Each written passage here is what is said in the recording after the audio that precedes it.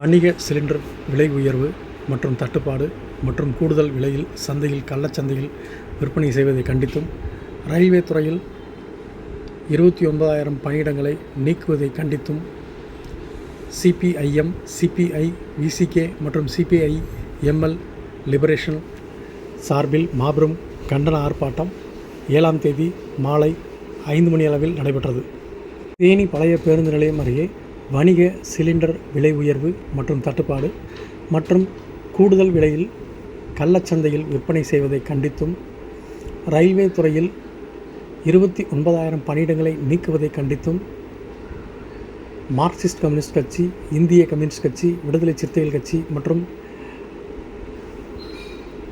Marxist communist கட்சி liberation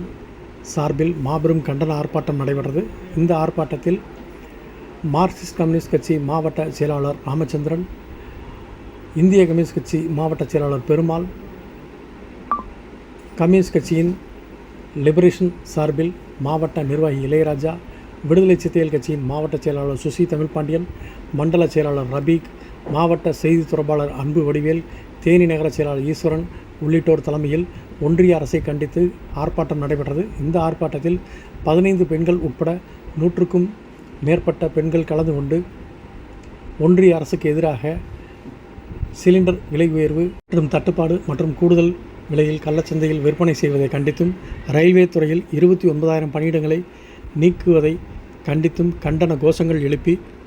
ஆர்ப்பாட்டம் நடைபெற்றது.